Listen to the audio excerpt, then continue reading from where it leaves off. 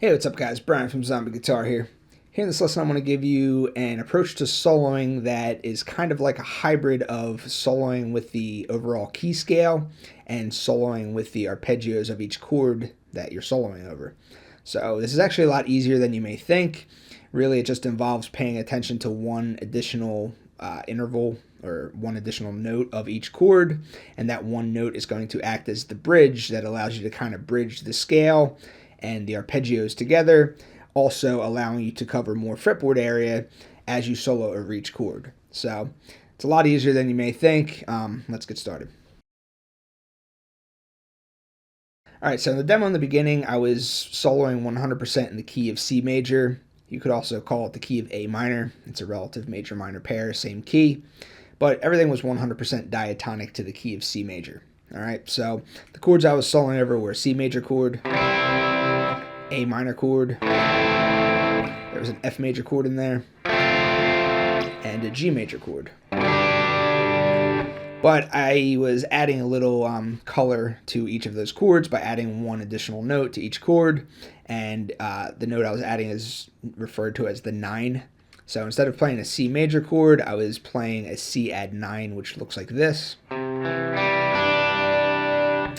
And then the A minor chord, I added the 9 to that as well, so it's an A minor add 9. Alright, and then an F major chord, I did an F add 9. And then the G major chord, I did a G add 9. So I'm going to get more into the chord theory about this add 9 stuff in my next lesson. So there's all kinds of cool things you can do with this interval. But I just kind of wanted to use those chords for this particular lesson to solo over, because that 9 that we're adding to each chord, that's actually the interval that we're also adding to our lead playing to make this bridge between the scale and the arpeggios. So just really quick, like I said, I'm going to go more into this in the next lesson, but just really quick, the 9 interval, it's the same thing as saying the 2. All right, so just if you take a scale, take your C major scale, for example, you have 7 notes, C, D, E, F, G, A, B, and then it repeats back on C. So when they make chords, when you see 9s and 11s and 13s and stuff like that, those numbers, those 9s and stuff like that, those are coming from the second octave. So when you're making chord extensions, they're really looking at things in terms of 2 octaves. So you could look at C, D, E, F, G, A, B, C, D, E, F, G, A, B. So just the basic triad, the root, the foundation would be the 1, 3, and 5 would make the C major chord. So 1, 3, and 5 is your C major chord. If I wanted to do a C major add 9, well, I just count to the 9th note, C, D, E, F, G, A, B, C, D. So all the way up there, that's your 9th note. That's a C add 9. You could also call it the 2. So for the purposes of this lesson, since we're not going too into chord theory, we're just going to call this the 2. So when you're soloing over a C major chord, you want to focus on the 1, 3, and 5, obviously, because those are your chord tones of the C major chord. That's your triad tones. But you also want to focus on this other note, this 9 or this 2. And you want to do that for each of the chords. So you want to focus on the triad tones for each chord, but then you also want to focus on the 2 or the 9. So this note is actually very easy to find because it's always one whole step away from the root of the chord. So if I'm soloing over a C major chord, my 1 is going to be the note C, and then this extra note, this 2 or this 9, is going to be one whole step higher. So that would be the note D. Same thing applies for the A minor chord. If I'm soloing over an A minor chord, I want to focus on the chord tones of the A minor chord, the triad tones. But if I want to go and I want to add this extra interval in there, A is your 1, your 2 is one whole step higher. So 1, 2 would be B for the when you're soloing over the A minor chord. So, all right, and then when you get to the F major chord, F is going to be your 1, your 2 or your 9 is going to be found one whole step higher. So for that chord, it's going to be the note G. And then for the G major chord, the note G is going to be your 1, one whole step higher would be the note A. So you can see how just doing that alone kind of adds a melodic sound. So just playing the C chord, playing the A minor chord, F major chord, G major chord.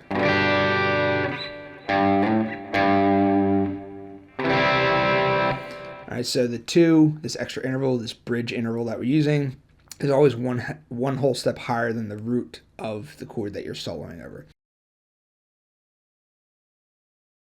Alright, so the next thing that you want to understand is that the only difference between major chords and minor chords is the third.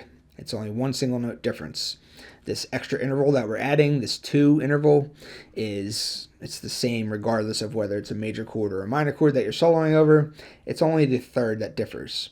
So the for the triad formula for a major chord would be 1, 3, 5. The triad formula for minor chords would be 1, flat 3, 5. So if I was to play a C major chord, I would find my root. I can find my root anywhere, but I'm just going to choose this one here. C, 3rd fret, A string. So 1, 3, 5. Alright, if I wanted to add that 2 there, you already know that the 2 is one whole step higher than the root, so here's the 2. Alright, so you can go 1, 2, 3, 5. Pretty easy. You can do the same thing for all the other major chords. F major chord. I could use this F here, I could use this F up here, whatever, it doesn't matter. Let's just go with this one, 1st fret. So root, 3rd, 5th, adding in that 2, which is one whole step higher than the root. Same thing for the G major chord. Root, 3rd, 5th, adding the 2, which is one whole step higher than the root. Then when you get to the A minor chord, that's a minor chord now, so the only difference here is just that 3rd. So instead of the distance being 4 frets higher or 4 semitones higher, now it's 3 semitones higher. It's 1 fret lower. So here's your A, here's your minor 3rd. If it was a major, it would be this, but it's a minor, so it's this. Alright, so 1, flat 3, 5. Adding in that 2, it doesn't matter if it's a minor or a major chord, that 2 is still just one whole step higher.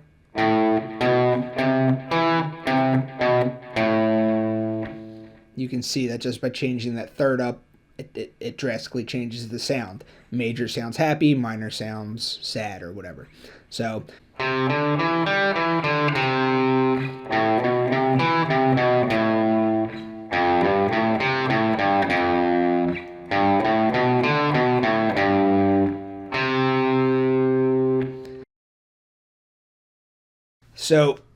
the idea here is that once you know where your root is, as long as you know where your root is, you can pretty easily find the 2 because it's one whole step higher. And then once you know where the 2 is, you can pretty easily find the 3. which is one whole step higher, or if it's a minor chord, it's just one half step higher. And then you can pretty easily find the 5, because the 5 is usually on the same fret, just on the next higher string, with the exception being this whole G string, B string thing, because everything's shifted up one fret. But for the lower strings, for the first 4 strings, your 5 is going to be on the same fret as the 2, but just on the next string. So let's go ahead and just kind of move this this idea through 2 octaves for each chord. So let's start on the C.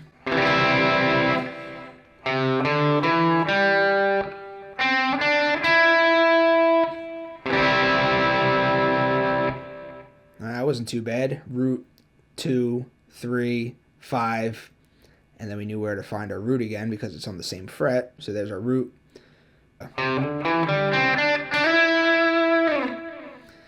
And then you get to the A minor chord. So we do the root 2, minor 3.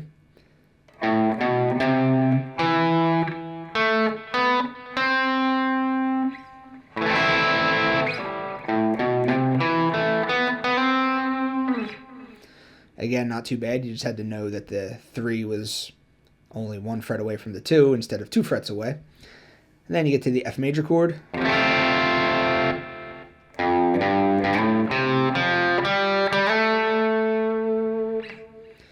And then you get to the G major chord.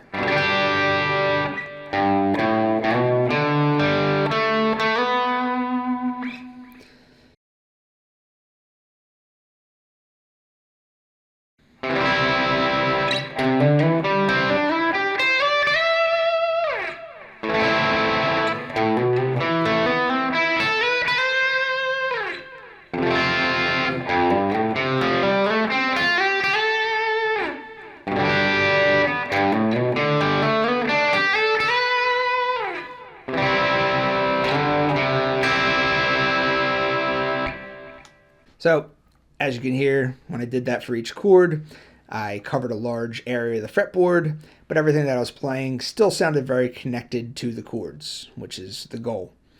So, the reason I like this technique is because, when you first start playing leads and stuff like that, you realize that as long as you know what the key is that you're soloing in, you can pretty much play the key scale over all the chords, and everything's more or less going to work. But after you do that for a while, you start to realize that all your licks and phrases sound the same. Your playing sounds disconnected from the underlying chord progression. It's not that it's wrong, but you may want to start to sound more melodic. You may want to start, paying more attention to the chords. So then you start to look into arpeggios. And then once you start playing arpeggios, you start realizing, okay, wow, I'm starting to sound more melodic. Everything that I'm playing sounds more connected to the chords that I'm soloing over. But again, you can overdo that as well. If you play arpeggios too much, if you play only arpeggios, then your playing starts to sound almost like a video game. So you can overdo the arpeggio thing too. So that's why I really like this technique, because this kind of bridges the scale and the arpeggio together. So you're still playing all of the chord tones of each chord. You're still playing the root, the third, and the fifth. But you're adding in that one additional color tone, and, just kind of, it's like the perfect hybrid, in my opinion. So it's just one more thing to throw into your repertoire of tricks as a guitar player. You can always overdo this technique too, just like you can overdo scales, you can overdo arpeggios, you can certainly overdo this. In the demo that I was doing in the beginning, I was definitely doing it too much. If I was writing an actual solo for a song or something like that, I probably would dial back on this technique. But, you mix your scales, purely scale stuff, mix your arpeggios, purely arpeggio stuff, mix in this little hybrid thing that we're talking about here, and, just expand your playing. Okay, so now let me show you 2 cool little tricks that you can do with this. So you want to first have an understanding that the 1, the 2, and the 3 for this approach are always going to be on the same string, right in order with each other, or it'll be a 1, 2, flat 3 if it's a minor chord. And then if you know where your 1, 2, and 3 is, you know that there's going to be a 5 nearby on either adjacent string going in either direction. So that's another thing I did in the demo, is I knew where my root note was on the B string. So if you know your notes on the B string, which I understand not every guitar player does, But, you can kind of use this for composing solos and things like that. But I knew where my A was. I knew my A was up here on the 10th fret. So over the A minor chord, I knew my A was here. So if I know where my root is, I know my 2 and 3 are nearby. All right, so it's a minor 3 and not a major 3, since it's over a minor chord. So I know where my 1, 2, and 3 are. I know a 5 is nearby. So 5 is up here on the E string, all by itself, and a 5 is also down here on the G string, all by itself. So I was doing this.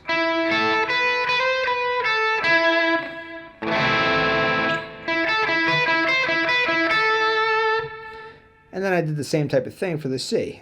Once I got to the C chord, I knew my C is up here on the 13th fret of the B string. So if I know where my root is, I know my 2 and 3 are on the same string. And then I know there's a 5 nearby on either string in either direction. So here's a 5 here, and here's a 5 here. So when I got to the C, I went. Okay, so if you know your notes on the B string, you could do this for any of them. So for the F major chord, here's an F here. It's major, so you know your 1, 2, and 3 are going to be like this. Then you know you have a 5 here. For the G major chord, if you know that your G is here,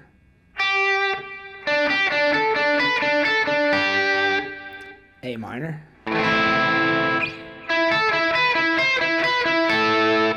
C major,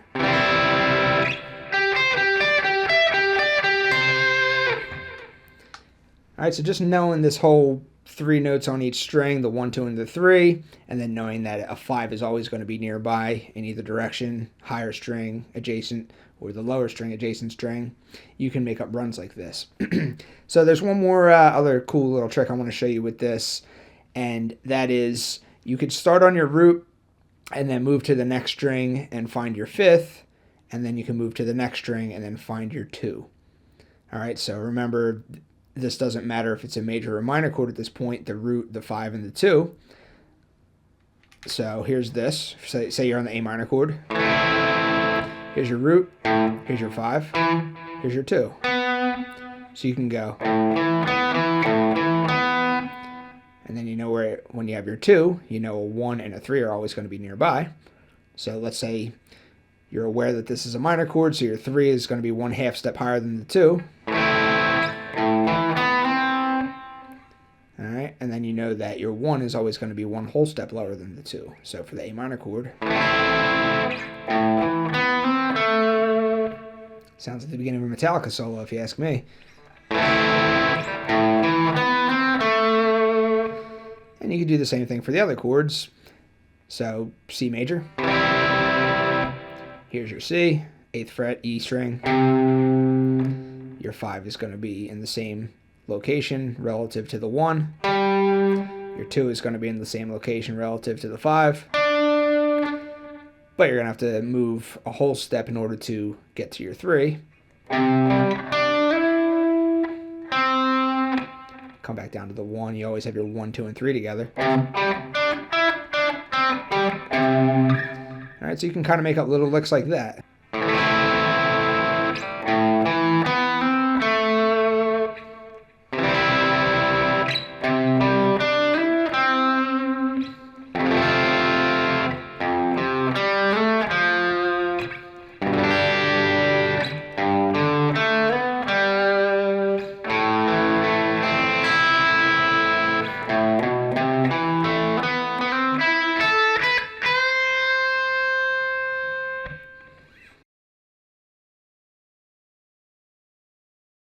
So last thing I want to talk about in this lesson is that everything that I did in the demo was 100% diatonic to the key of C major, or A minor if you want to call it the minor key.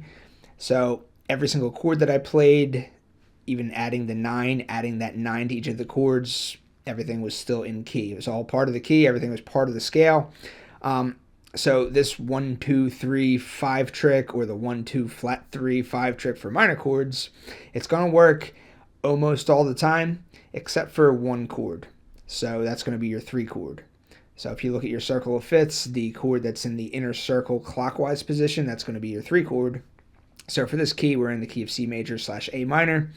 The only chord that this trick won't work on will be the E minor chord, and that is because with E as your root, you want your 2 in relation to E. A whole step higher than E would be the note F sharp. F sharp is not part of this key. But you can verify that the 2 is part of the key for all the other chords. So if you're trying to do the 1, 2, 3, 5 trick for the C, and you want to see if the 2 is part of the key, well, you just look at your scale. All the notes of the scale are C, D, E, F, G, A, B. So if you're on the C chord, your 2 in relation to the C, 1 whole step higher would be the note D. That's good. That's part of the scale. If you're on the 2 chord, which is the D minor chord for this key, D would be your 1 chord. 1 whole step higher than the note D would be the note E. So you're good there. The 3 chord, E would be your root. 1 whole step higher than the note E would be the note F sharp. All right, so that's not an in-key note. So if you're soloing in this key and you happen to find yourself soloing over an E minor chord, you can still do this trick, but just know that that 2 wouldn't be part of the key for that one instance. But for the rest of the chords, you're okay. So you can go ahead and look at the F chord. F chord would be your 4 chord. F would be your root. 1 whole step higher than F is G. You're good there. G would be your 5 chord. 1 whole step higher than the note G would be the note A. You're good there. And then for the A minor chord, A would be your root. 1 whole step higher than the note A would be the note B, which is also part of this key. And that would be the 6 major and minor chords. 3 major, 3 minor chords for this particular key.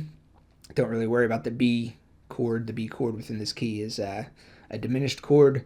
So we're not really going to talk about that for this lesson. But just keep in mind, if you're in key and you're soloing over major and minor chords and stuff like that, 5/6 of the time, this 1, 2, 3, 5 trick is going to work. It's just not going to work over the 3 chord. But you can still do it anyway. It'll still sound cool. It just, that one note will be an out of key note. All right, so that's going to do it for this lesson. If you are a full access member of the website, then this lesson is going to include a video backing track.